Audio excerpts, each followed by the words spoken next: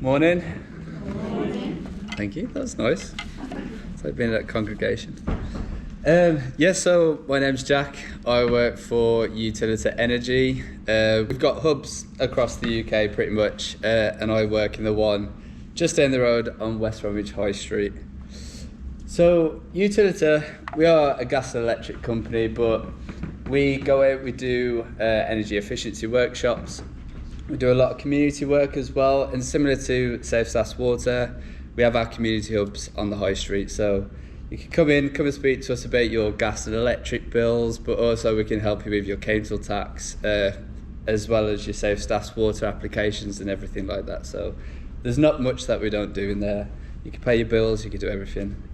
Today I'm not here to sell anything. I'm not a salesman, you'll be happy to know. Literally just offering some hopefully some good tips for everyone. But I just want to get a bit of audience participation this morning, if that's okay with everyone. Before I get on to the next slide, can anyone guess how much energy that we pay for is wasted in a year? So as a percentage, how much of the energy that we pay for is wasted? 25%. 25? Any advances? 15? 70%. How many? 70. 70. Oh, that would be really bad if it was 70. It's actually 20%. So 20% of the energy that we pay for is actually wasted out of our homes. So that could be, well, I'll go on to the tips, but it could be from leaving lights on. It could be having your heating too high. But I'll go into the 15 ways to save very shortly. In terms of the 20%, can anyone have a guess at how much that actually equates to in cash?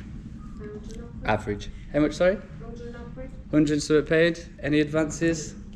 I feel like I'm at an auction. About £200 or £300. 200 or 300. Okay, you're the closest. So as you can see at the bottom, the greenest and cheapest energy is the energy that we don't actually use. But the 20% actually equates to around £500. So the average household wastes around £500 a year on their energy. So it's quite staggering. So we don't need to be energy experts. We don't expect that. We've done all the hard work for you in terms of finding the tips. And we don't finger wag. We high five every little improvement. Pardon the pun with a high five, because we have energy high five, water high five, and cooking high five. So with our energy high five, as you can see, the highest one there is turning your heating down by 1 degree. So we have these fancy little thermostats. Are these thermostats? Thermometers. Sorry, I always get confused. It's not great, is it, working for an energy company and you don't know the difference. So we've got these thermometers at the back of the room if everyone wants to grab one at the end. Very handy. We usually say around 18 to 21 degrees is ample. That's like a healthy heat, as we like to say. This one's currently saying around 24, so you might want to turn the thermostat down just a little bit. Yeah, it's all the bodies, isn't it? That's what it is, yeah, everyone's body temperature. But air drying your laundry as well, so £77 there saving if you switch from using a tumble dryer to just air drying, where possible obviously. Avoiding standby and unplugging your gadgets. So having things on like your TV, if you've got kids, grandkids that have got Xboxes still plugged in, those things update in the night and just drain energy as well when you're not expecting it. Switching lights off in unoccupied rooms as well. It's like Blackpool Illuminations is one that I get at home all the time. So that's getting drilled into me, £31 a year. I know it doesn't sound like a lot, but these things, they all add up. And then always fully load the washing machine, which I'm sure a lot of us can argue that is not hard to do at all. Water high five then. So if it's possible to do so, set your hot water tap temperature to 50 degrees, where it's safe to do so as well, of course, depending on your boiler and everything like that, but we can go through some more information at the end. And keeping your showers to around 4 minutes maximum, so one song and then you're out, perfect. And then use a plug when you're washing up as well. If you haven't got a plug, SCIPS Water do some fantastic water saving tools as well, kits that are free as well on the website if you go on. I've got some myself, they're brilliant. Where am I? Swap one bath as well a week for a 4-minute shower and washing your laundry at around 30 degrees. Most of our clothes and things can get washed at reasonable temperatures. And then cooking high five. So we say use the most efficient cooking appliances. So air fryers, hands up, who's got an air fryer? Perfect. It's like the new revolution. So £202 you can save a year from switching to cooking to an air fryer. So we'll go back onto it in a little bit later, but we've actually teamed up with Iceland for our Shop Smart Cook Savvy. Air fryers are around £54 a year ish to run and cook, whereas your fully electric oven is a substantial amount more. It's just over £300, I believe. Batch cooking, save you a significant amount of money as well, £112. Using the right size pans with a lid, simmer rather than boiling, and not overfilling the kettle as well. So if you're having 2 cups of teas, even just filling up 2 cups of water and popping that in the kettle is perfect. And all of these add up. So you've got your top 3 ones there that actually come to around £546 a year, which is quite a big saving. And a lot of these figures, they're not just made up, they're actually from the Energy Savings Trust as well, so they're completely transparent. And you know that they're trusted. And a lot of it's from our own research as well that we've done. And then moving on to our Shop Smart and Cook Savvy, which I mentioned. So your air fryer, £52.74 a year on average, and then your electric cooker, £316. So there is a huge saving there just from switching. So we actually sell these air fryers in the hub. I know I said I'm not a salesman, but they're £35, but after about 37 days of usage, you actually get your money back from what you've saved from cooking. I don't know if are we taking questions yet? Can I take questions, or do we take them at the end? No. Come and see us at the back if you want to sit. Right, no problem. Perfect. So that's the most efficient way of cooking at the moment. Apart from obviously your microwave, but the air fryer is perfect. We do our Sunday dinners in our air fryer, and they come out just as good as an oven. So taking a closer look, how you can save up to £426 a year. So again, this is with our Shop Smart and Cook Savvy. So if you look at Iceland, if you go into Iceland, a lot of the back of the packaging will be where we've teamed up with them, and you can see the most efficient way of how to cook that meal. A lot of the time it will be for your air fryer or microwave.